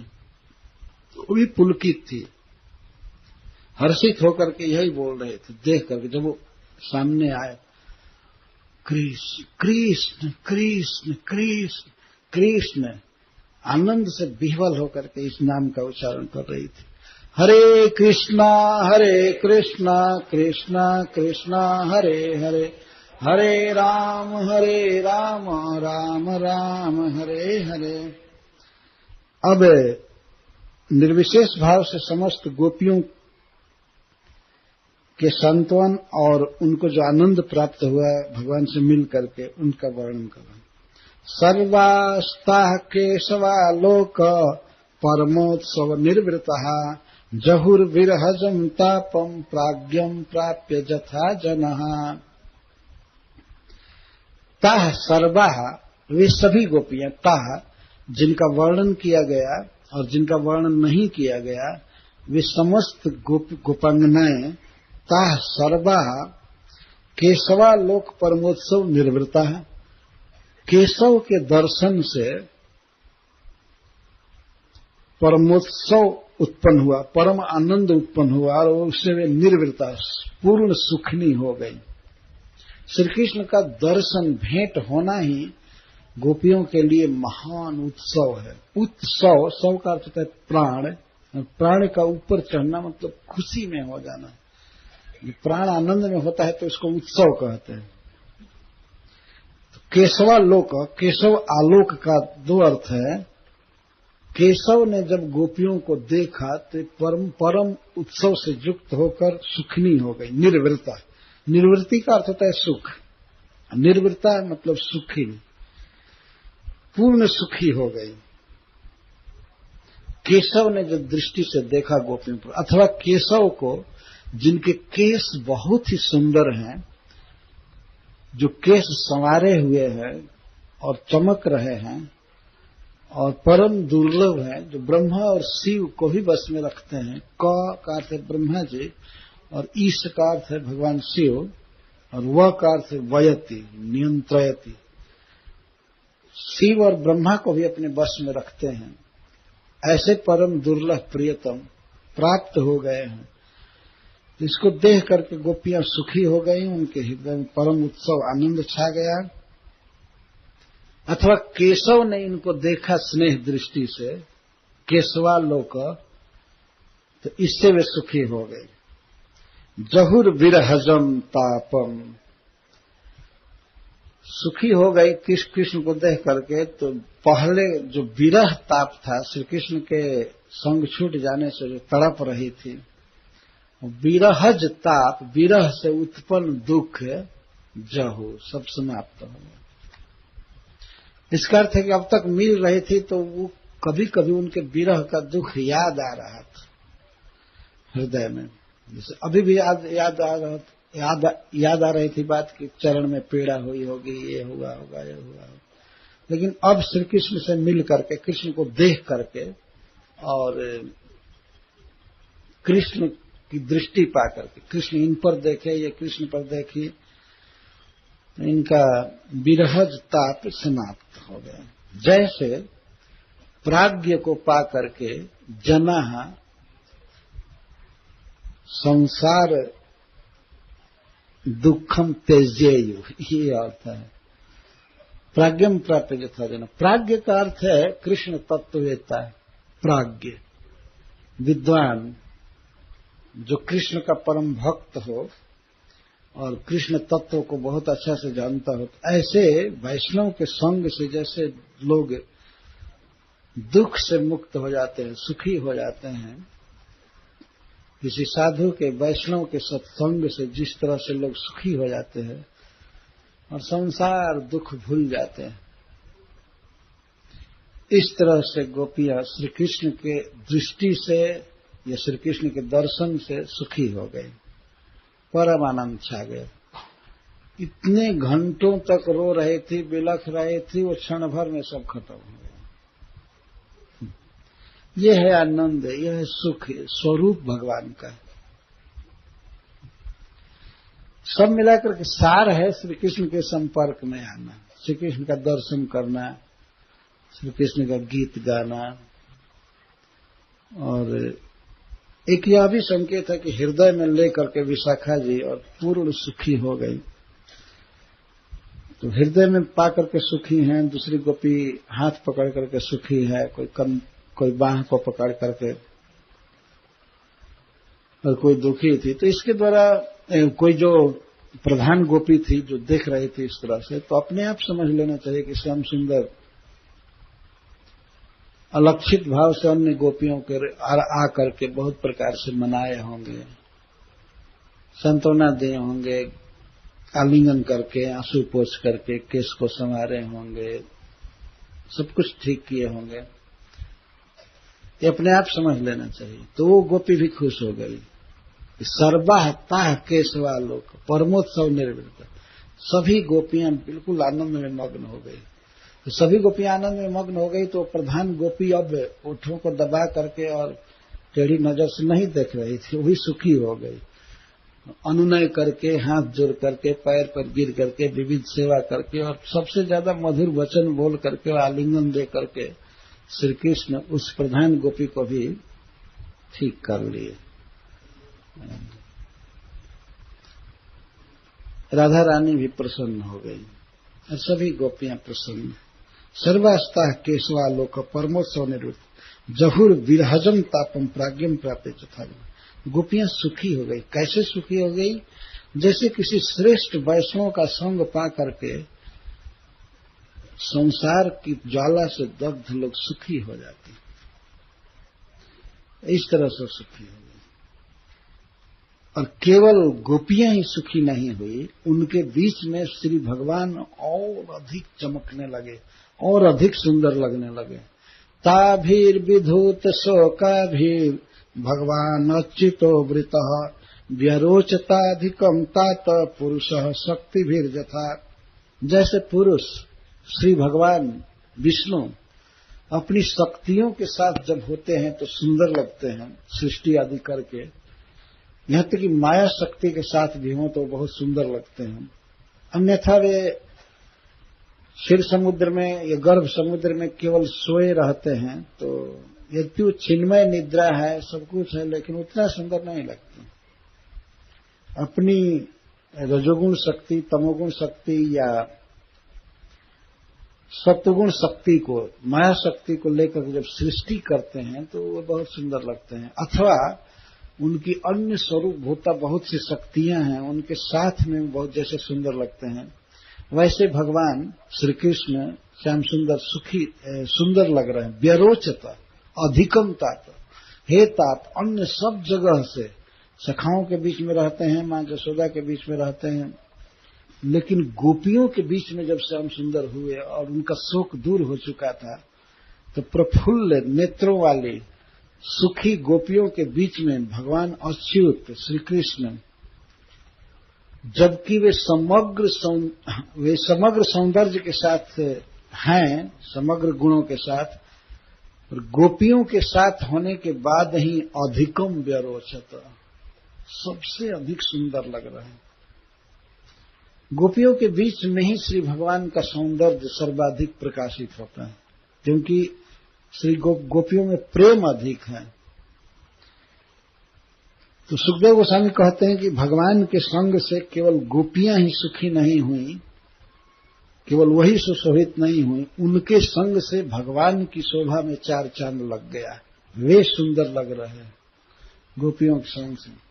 ताभीर विधूत शोकाधि, जिनका शोक विधौत हो गया था, नष्ट हो गया था, ऐसे गोपियों से घिरे हुए भगवान अच्युत सर्वैश्वर्य परिपूर्ण और अच्युत अपने सौंदर्य आदि समस्त गुणों के साथ में पूर्ण युक्त हैं। ऐसे प्रभु व्यरोचित अधिकम तात, हे परीक्षित, हे प्रिय परीक्षित, भगवान अधिक सुंदर लग रहे हैं। जो अधिक सुंदर से तात्पर्य है, इसके पहले भी तो सुखदेव गोस्वामी देख ही रहे हैं श्री कृष्ण को, और सब जगह देखे, ब्रज लीला में भी सब जगह देखे हैं, लेकिन गोपियों के साथ होने पर अधिकम व्यरोचत, अधिकम सुशुभ है, भगवान सुशोभा सुंदर लग रहे हैं। अब इस प्रकार से प्रसन्न और उत्सव से युक्त आनंदिता अपनी प्रियाओं के साथ भगवान उनका हाथ पकड़ करके संकेत करके और कहे कि चलें। अब रास विहार की इच्छा हुई, जिस कार्य के लिए बुलाए थे, सबसे बड़ा सौभाग्य गोपियों का प्रियतम भगवान के सर्वांग का आलिंगन, नाचना, गाना और विविध प्रकार से लीला करना। रास लीला में सब कुछ है, होली है, झूला है, पान है, पान मतलब सुधा पान, अमृत पान, और खान पान, श्रृंगार, सब कुछ भगवान की नित्य लीला, जिसमें रास सर्व लीला मुकुटमणि है, उसके अंतर्गत ही सारी लीलाएं हैं। तो वह सौभाग्य देने के लिए भगवान अब पुलिनांतर कर रहे हैं। इस पुलिन पर मिले थे गोपियों से, दूसरे पुलिन पर गए।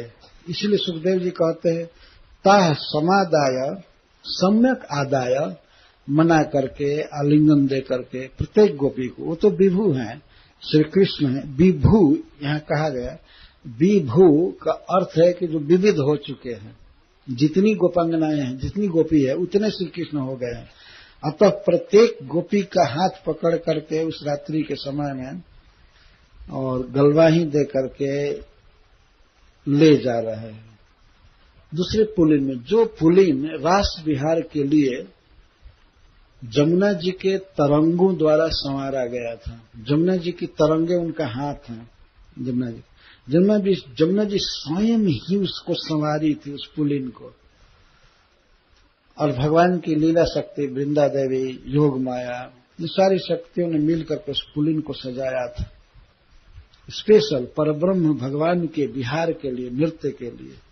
उसमें कोई भी कंकड़ नहीं था, सूक्ष्म बालुका थी, एक साइज की महीन बालुका उसमें बिछी हुई थी, और जिसमें पैर धंसता नहीं था बहुत, और न तो कठोर, मृदु बालुका, कठोर नहीं और पैर धंसने वाला नहीं, पर बिल्कुल कठोर भी नहीं। ये सब कुछ अपने मन में भक्तों को ध्यान करना चाहिए। कैसा बालू होगा, चंद्रमा के समान उज्जवल बालू का बिछा हुआ था, संवारा गया था। और जमुना जी में चारों तरफ जमुना जी की धारा बटी हुई थी, बहुत विस्तार से पुलिन था, और जमुना जी में गह कमल खिले हुए थे। इतनी रात्रि का समय था, फिर भी कमल खिले हुए थे पूर्ण। तो वह पुलिन बिल्कुल सुवासिक था, सुगंध, और जमुना जी के तरंगों को छू करके वायु पवन चल रहा था, इसलिए बहुत शीतल पवन था, एसी का बाप था। इस तरह से समय था। और दीपक स्वयं चंद्रमा जल रहे थे। वह ये प्राकृतिक चंद्रमा नहीं थे उस रास में, वो भगवान के मन से उत्पन्न चंद्रमा, डायरेक्ट उत्पन्न किए गए संकल्प से, वो रासलीला में प्रकाश दे रहे थे। भगवान के विषय में कहा गया है कि भगवान अपि ता रात्रि सरदत फुल मल्लिका वीक्षरन्तु मनश्चक्रे। भगवान ताह रात्रि वीक्ष्य, उन रात्रियों को देख करके विहार की इच्छा की। वी इच्छा, वो देखने के अर्थ में, भगवान का देखना मतलब बिल्कुल चिन्मय रात्रियों का निर्माण किया भगवान ने। प्राकृतिक जगत नहीं है, भगवान के मन से सारा सब कुछ उत्पन्न हुआ था, दृष्टि से। तो जैसे रात्रियां चिन्मयी हैं और उनमें सब प्रकार के फूल खिल गए, कोयल बोलने लगे, सुंदर सुगंधित शीतल मंद समीर चलने लगा, धीर समीर चलने लगा, इसी तरह सब पुलिन संवारा गया था। और कई भगवान के अंतरंग देवता उसको अलक्षित भाव से विविध फूलों से सजाए थे उस पुलिन को, बीच में नाचने में अवरोध करने वाला नहीं, और चारों तरफ और ऐसे सजाया गया था, लगता था वो सब कुछ नवीन उगा हुआ है, कोई कृत्रिम नहीं। इस प्रकार से सुंदर प्लेटफार्म, रंगमंच बनाया था भगवान की शक्ति ने। और उस पुलिन पर अपनी ही स्वरूप भूता, साक्षात अपने समान ही अपनी शक्ति श्री गोपांगनाओं के साथ परब्रह्म भगवान विहार करना चाहते हैं। तो सबका हाथ पकड़ करके, जिस रात्रि में स्खलित न हो, गिरे न, या पहले के विरह ताप का अवशेष न रह जाए, इसलिए पूरा आलिंगन करते हुए, चुमते हुए हाथ पकड़ कर ले जा रहे थे। यह भाव है। तह समादाय, सम्यक आदाय का यह अर्थ, सम्यक आदाय ले चले। कालिंद्या पुलिनम विभु, प्रत्येक गोपी के लिए एक एक स्वरूप से प्रकट होकर के भगवान अनुनय आदि करके और उन्हें परम प्रेम से लेकर के चले। और पुलिनम निर्विश्य, उस पहले पुलिन से दूसरे पुलिन में गए जो रास विहार के लिए संवारा गया है। विकसत कुंद मंदार सुरभ्य नील षटपदम, विकसत कुंद मंदार सुरभ्य नील षटपदम। विकसत, कुंद के पुष्प खिले हुए थे, और मंदार, मंदार एक कल्प वृक्ष है, कल्प वृक्ष सब खिले हुए थे, फूल पूरा पूरा खिला हुआ चारों तरफ, इसलिए सुरभि, सुगंधित हवा से युक्त वह पुलिन था। और अनिल षटपदम, जमुना जी में कमल खिले हुए थे, अनिल कमल खिले हुए थे और भंवरे भन भन कर रहे थे सुगंध से लुब्ध होकर के। शरद चंद्रांशु संदोह ध्वस्त दोषा तमः शिवम, शरद चंद्रांशु शरदकालीन पूर्ण चंद्रमा के प्रकाश से, किरणों से, अंशु संदोह किरण समूह से ध्वस्त दोषा तमः, दोषा माने रात्रि, रात्रि का अंधकार पूर्ण ध्वस्त था, अंधकार कहीं था ही नहीं चंद्रमा के किरण समूहों से। शिवम, वह पुलिन शिवम, एक भक्त कहते हैं साक्षात शिव जी ही पुलिन बन गए थे। ऐसा यह अर्थ नहीं है, लेकिन भगवान शिव आदि उसमें आकर के रज के रूप में लौटे होंगे जरूर कि हमारे ऊपर गोपांगनाओं का चरण पड़ेगा या श्याम सुंदर का चरण पड़ेगा। तो एक प्रकार से पूरा पुलिन ही शिव जी ही था। अपने को पूर्ण कोमल दुर्लभ ब्रजरज बन करके ऐसा किए। परंतु शिवम का अर्थ है कल्याण, बहुत सुंदर सुखद, कोई उपद्रव नहीं, कुछ भी नहीं, कोई कठोरपना नहीं, परम सुंदर सुखद। शिव का अर्थ है सुख है और शिवम का अर्थ सुखदम, बहुत सुखद पुलिन सब प्रकार से। कृष्णाया हस्त तरला चित्त कोमल बालकम, कृष्णा ने, श्री जमुना जी ने अपने हस्त कमलों से, अपने तरंगों से स्वयं ही संवारा था बालक।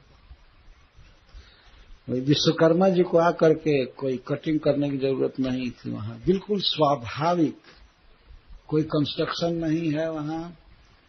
जमुना जी का बालू, और बालू को संवारा है स्वयं उस नदी ने, जमुना जी ने। जमुना जी अपने तरंगों से, कर से सवारी थी, तरंग रूपी कर से, अथवा वो मूर्तिमती प्रकट हो करके अपने हाथों से सवारी थी। तो उनके तट पर रासलीला होगी और रासलीला से थकने पर श्री कृष्ण जमुना जी में विहार करेंगे। जमुना जी को बहुत प्रसन्नता हो रही है कि भगवान हमारे तट पर और हमने ये सब लीला करेंगे। तो जमुना जी ने स्वयं ही संवारा है। तो जब पुलिन में पहुंचे भगवान गोपियों के साथ, वो एक गोपी के लिए एक बने हुए हैं, लेकिन दूसरे को इसका पता नहीं है।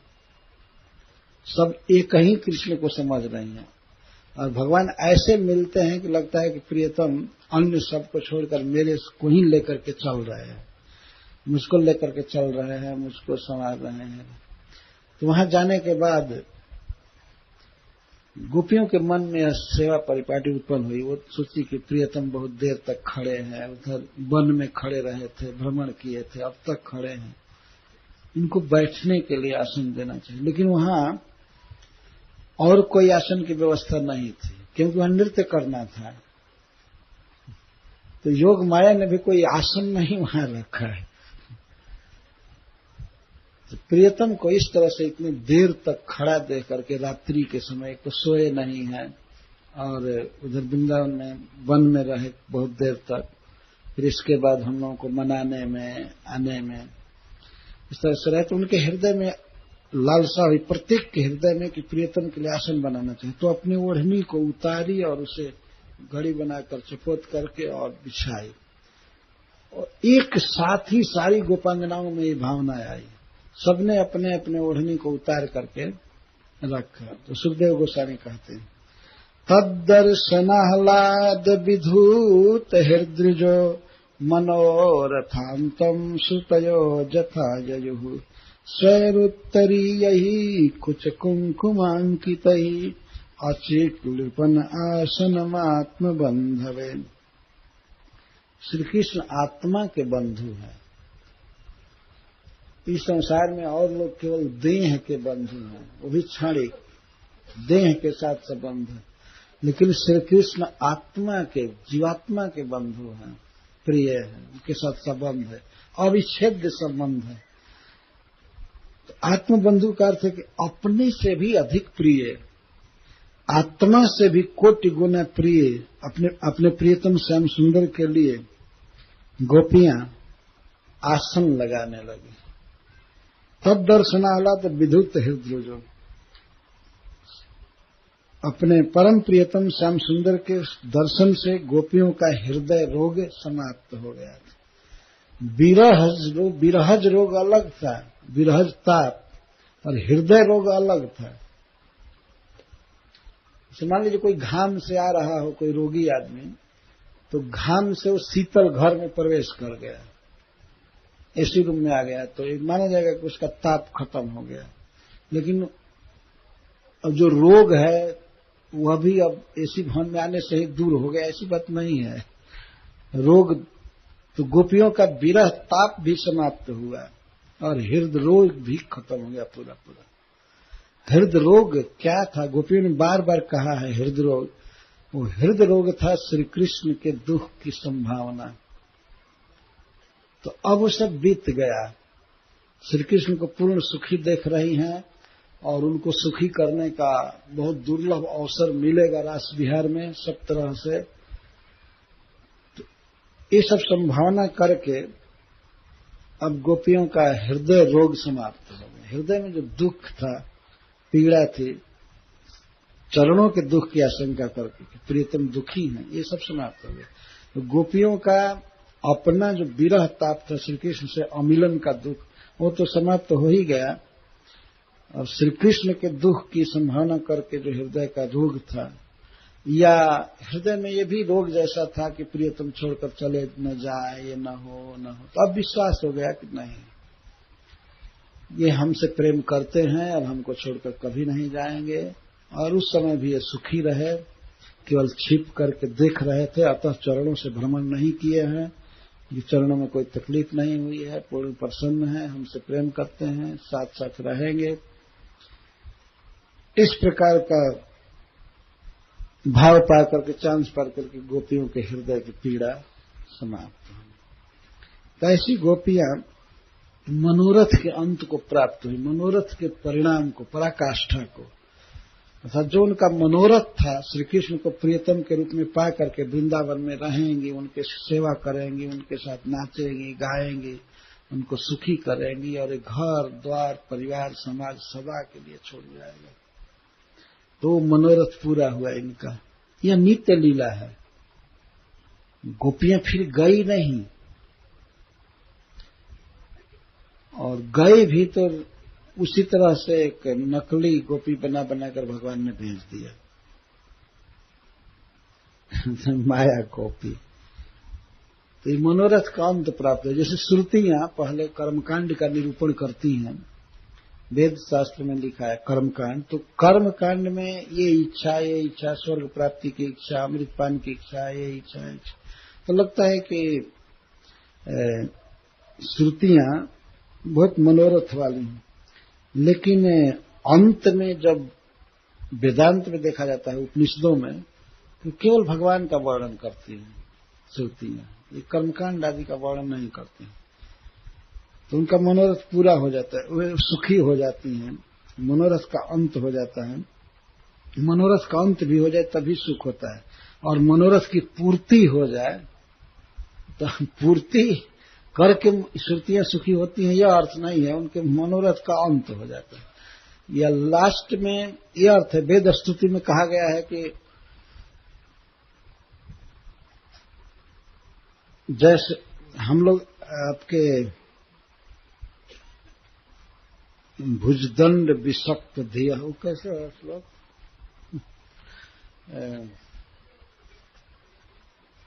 श्रिय पुरगेंद्र भुज विषक्त धियो, आपकी भुजाएं उरग के समान है, सांप के देह के समान, सुंदर, गोल मटल, बहुत बड़ी। तो इसमें आसक्त हो करके कुछ स्त्रियों को गोपी शरीर मिला, तो ऐसे हम भी आपके चरण सरोज सुधा से सिक्त हो गई हैं। तो कुछ श्रुतियों को यह अभिलाषा हुई कि हम गोपी बने वृंदावन में और सेवा करें, तो श्रुति रूपक गोपी उनको कहते हैं जैसे श्रुतियां धन्य हो गई श्री कृष्ण को पा करके वृंदावन में गोपी शरीर से, गोपी भाव से, इस तरह से वे धन्य हो गए, उनका मनोरथ पूर्ण हो गया। मनोरथ पूर्ति में दृष्टांत दिया गया। तो स्वयं उत्तरीय, अपने उत्तरीयों से बहुवचन में प्रयोग है। प्रत्येक गोपी अपना उत्तरीय उतारी, उत्तरीय ओढ़नी, स्त्रियां सदा रखती हैं अपना उत्तरीय, एक लहंगा पहनती हैं ब्रज में और ऊपर एक ओढ़नी रखती हैं, तो ओढ़नी को उत्तरीय कहते हैं। नीचे को अधः वस्त्र और ऊपर को उत्तर वस्त्र, ऊपर रखने वाला वस्त्र। तो अपने उत्तरीय वस्त्रों को उतार उतार करके अचिक लिपन आसनम, आसन की रचना करने लगी। तो लंबी ओढ़नी थी तो उसको फोल्डिंग करके और बिछाई किसी गोपी ने। लगता है कि जो सर्वश्रेष्ठा गोपी है वही सबसे पहले बिछाई। तो इसके बाद सारी गोपियां बिछाई, क्योंकि एक ओढ़नी को बिछाने से उसमें कोई ऊंचाई नहीं हो रही थी और गोपियों को ऊंचा पर बैठाना था प्रियतम को, जिससे उनका दर्शन सुकर हो सके, आसानी से कर सके उनका दर्शन, उनसे बातचीत कर सके। तो आसन को बिछाई तो अनंत कोटि गोपियों का वो आसन ऊंचा हो गया। उस उत्तरीयों की विशेषता सुखदेव गोस्वामी बता रहे हैं, कुछ कुंकुमांकित। उत्तरीय ओढ़नी कैसी थी, जो स्तन पर लगाए गए केसर और कुमकुम से अंकित दाग लगा हुआ था, दाग लगा था, रस पीला पीला लगा था, कहीं कहीं पान का पीक लगा था। इसके पहले श्याम सुंदर उनका श्रृंगार किए थे, उनको पान खिलाए थे कई तरह से, ये सब समझ लेना चाहिए। और इसके बाद वे बहुत रोदन की थी, तो रोने से, आंसू पोंछने से और ऐसे धारावाहिक आंसू गिरने से उनकी ओढ़नी में आंसू लगे हुए थे और आंखों को पोंछी थी, इसलिए काजल लगे थे। तो इस प्रकार से एक उपलक्षण है कुछ कुमकुम तो लगा ही था, इसके साथ अश्रु लगे थे, अंजन लगा था, पीक लगा था या लाला लगा था। लाला मतलब गाज, मुंह का फेन, जो रोई थी तो कभी मुंह पोछी थी। यदि वे श्याम सुंदर रहते हैं तो वही सब कुछ करते हैं, लेकिन अब इस समय तो छोड़ करके चले गए थे, रोई थी। तो उस ओढ़नी में लार लगा है गोपियों का, गाज और आंसू, काजल और कुछ कुमकुम। तो विचार है, तो प्रश्न होता है कि इतना पहने हुए, ओढ़े हुए अपने उत्तरीय को भी पर ब्रह्म भगवान के लिए इतने आसन लगाना है, ठीक नहीं है। कोई ड्यूटी के लिए अपना पहना हुआ तौलिया बिछाएगा? नहीं, नया लाएगा, चाहे धो करके लाएगा, वॉशिंग करके लाएगा। लेकिन गोपियां बिछा रही, क्योंकि गोपियों का भगवान से प्रेम है, भगवत्ता का भान नहीं है कि ये बहुत बड़े हैं, बहुत कोमल हैं, बहुत सुंदर हैं, स्नेहवान हैं, दयालु हैं, ये भाव है गोपीजनों का। प्रीतम के लिए आसन होना चाहिए। तो यही तो प्रेम है कि अपने पास जो कुछ भी है तत्काल कोई अपेक्षा न करते हुए उसी से सेवा करी, उसी से सेवा, आसन बिछाए। और गोपियों ने सोचा कि ऐसे सुकोमल प्रियतम को अनावरण भूमि पर बैठाना ठीक नहीं है। यदि वो कोमल बालू का है वहां बैठ सकते हैं, लेकिन गोपियां तो कभी नहीं पसंद करते कि इतना सुकुमार, इतना मृदु, इतना मधुर प्रियतम जमीन पर बैठेंगे। नहीं। तो अपने पास जो कुछ था वो ओढ़ाई और बिछाई। तो श्रील जीव गोस्वामी पाद जी कहते हैं कि उसी समय भगवान की अचिंत शक्ति तुरंत गोपियों के लिए नया नया उत्तरीय उपस्थित कर दिया, अपने आप उपस्थित हो गया, बिना उत्तरीय के नहीं थे। तो उत्तरी अचिक नृपन का अर्थ है रचना की आसन की। अपनी ओढ़नी जो गले में रखने से चाहे जिसमें सिकुड़न पड़ गई थी, उसको फैला फैला करके बिछा रही हैं। वहां तो आयरन करने के लिए जगह नहीं था, लेकिन हाथ से ही फैला फैला करके सिकुड़न यदि वस्त्र में रह गया तो ये सोचते थे कि प्रियतम को चुभेगा। इतना कोमल है प्रियतम, इनको तो आंखों में रखना चाहिए, इनको तो हृदय कमल में रखना चाहिए, जमीन पर बैठने लायक नहीं। जमीन पर जिनका पैर ही नहीं रखने लायक है तो वो कैसे बैठेंगे जमीन पर, ये सोच रहे।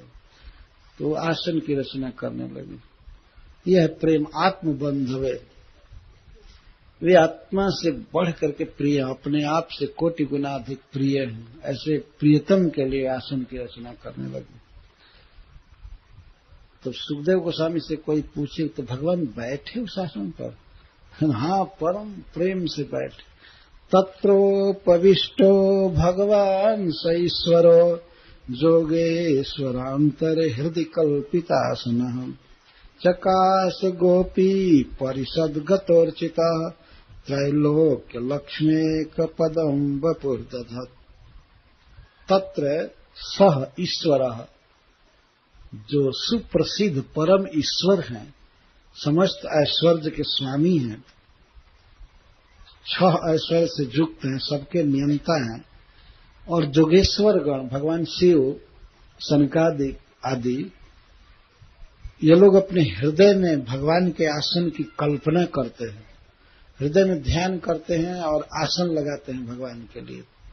सोने का आसन और उस पर बहुत कोमल गद्दा, जो भी मन ही मन ध्यान करते हैं, आसन लगाते हैं। तो कल्पितासन, ऐसे जोगेश्वरों के हृदय में वे लोग आसन की कल्पना करते हैं। तो श्री कृष्ण उस पर आते हैं, बैठते हैं कि नहीं, ये सुखदेव गोस्वामी नहीं कह रहे हैं। वो रचते हैं आसन खूब संवार करके। भगवान शिव जब ध्यान करते हैं, मानसी सेवा करते हैं भगवान की, तो उनके लिए आसन की रचना करते हैं मन ही मन। बहुत सुंदर आसन, बहुत कोमल गद्दा, बहुत कीमती, रत्न की दृष्टि से भी और श्रृंगार और कोमलता की दृष्टि से भी, सुंदरता की दृष्टि से बहुत सुंदर आसन लगाते हैं कि इस पर श्याम सुंदर बैठेंगे, कृष्ण बैठेंगे। तो बड़े बड़े जोगेश्वर गण हृदय में जिनके आसन की कल्पना करते हैं, अथवा कल्पितासन का अर्थ है जिनके आसन की कल्पना भर होती है, अथवा वे स्वीकार करते हैं आसन जोगियों के हृदय में, ये कभी कभी स्वीकार नहीं भी करते हैं। ऐसे परम दुर्लभ, परम नियंता, परम ऐश्वर्यवान श्री भगवान तत्र उपविष्ट, गोपियों के ओढ़नी से, उत्तरीय से बनाए हुए आसन पर उपविष्ट बैठ गए। और चकास गोपी परिषद गतोर, गोपी परिषद, सद माने बैठना, और अब तक गोपियां बैठी मंडलाकार, एक मंडल के बाद दूसरा मंडल, तीसरा मंडल, बिल्कुल कृष्ण के निकट, और श्री कृष्ण बीच में बैठे हैं। गोपी परिषद गत, गोपी परिषद में बैठे हैं। तो परिषद का अर्थ करते हुए श्रीपाद सनातन गोस्वामी कहते हैं कि मंडलाकार गोपियां बैठी। तो पहले तो बिल्कुल निकट में बैठी कुछ गोपियां, जैसे श्री राधा, ललिता आदि, चंद्रावली, इसे बिल्कुल निकट प्रथम मंडल में। इसके बाद द्वितीय मंडल, तृतीय मंडल पर श्री कृष्ण ऐसे लग रहे थे, सबके दृष्टि सब यही अनुभव करती थी कि मैं श्री कृष्ण के पास सामने बैठी हूं। और श्री कृष्ण का जबकि सब ओर सामने है, चारों तरफ मुख, सर्वतोमुखम, भगवान को कहते भी हैं। पीठ कहीं नहीं दिखाई दे रहा था किसी गोपी को, प्रत्येक गोपी को यही भाव होता था कि मेरे सामने बैठे हैं और मैं ही अगली पंक्ति में हूं, और अगली पंक्ति में भी बिल्कुल सामने हूं, सबको यही दिखाई दे रहा था। यह है भगवान की भगवत्ता। तो उस गोपी परिषद में बैठ करके चकास, चकासक अर्थ भगवान बहुत अधिक चमक रहे थे, दीदी पे चमक रहे थे। चमकने का मतलब ये बहुत सुंदर लग रहे थे, बहुत सुंदर लग रहे थे। श्रील सुखदेव गोस्वामी अनेक बार इस बात को कह रहे हैं।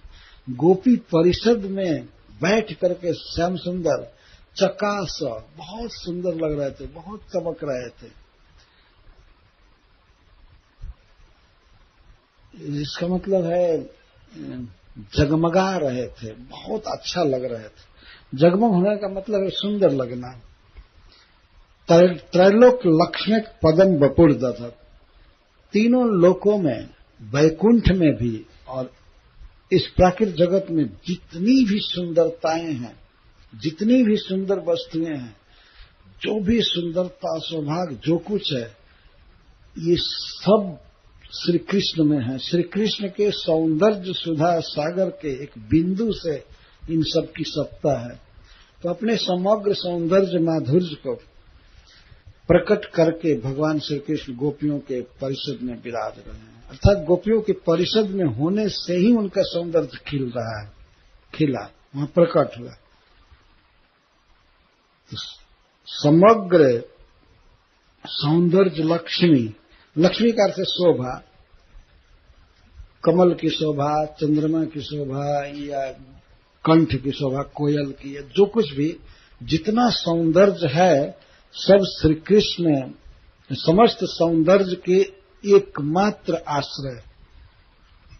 त्रैलोक लक्ष्मी एक पदम, पदम आश्रयम, समस्त सौंदर्य के एकमात्र आश्रय श्री कृष्ण है। अन्य जगह जो सौंदर्य है उनके सौंदर्य समुद्र का एक बिंदु भी नहीं है। चाहे देवताओं में या देवियों में कोई सौंदर्य है या कहीं भी किसी चीज में, सबके सब समस्त सौंदर्य के एकमात्र आश्रय हैं। ऐसे श्री कृष्ण गोपियों के परिषद में बैठ करके चकास बहुत सुंदर लग रहे हैं। वहां भी कहे कि ताभिर विधूत शोकाभिर भगवान अच्युतोवृत बेरोचताधिकम तात पुरुष शक्तिभिर जथा, भगवान गोपियों से घिर करके बहुत सुंदर लग रहे हैं। उसी बात को पुनः कहते हैं कि पुलिनांतर में जहां रास होने वाला था, वहां गोपियों के परिषद में उनके बीच में बैठकर श्याम सुंदर चकास बहुत सुंदर लग रहे हैं, बहुत सुंदर लग रहा है। ऐसा लग रहा है कि सुखदेव गोस्वामी वहीं खड़े होकर के और गोपियों में से एक बन करके देख रहे हैं। चकास बहुत सुंदर लग रहा है। तो श्री कृष्ण को हम यहीं गोपियों के बीच में अवस्थित करके और इस कथा का विश्राम दे रहे हैं। बहुत से फिर परिहास, प्रश्न, बहुत प्रकार की बातें होती रही। नित्य लीला है, गोपियों के साथ भगवान नित्य हैं और नित्य ही कथोपकथन, हास मजाक, बीच में नृत्य, गीत और सब ये तो नित्य विहार है, कभी बंद होने वाला नहीं है, चलता रहेगा। बहुत धन्यवाद आप वैष्णव भक्त जनों को जो आप हमको मान दिए, इस कथा में आए। ये बहुत बड़ा सौभाग्य मिला मुझे आप लोगों के बीच में भगवान श्याम सुंदर की गुण गाथा गाने का, उनके गुण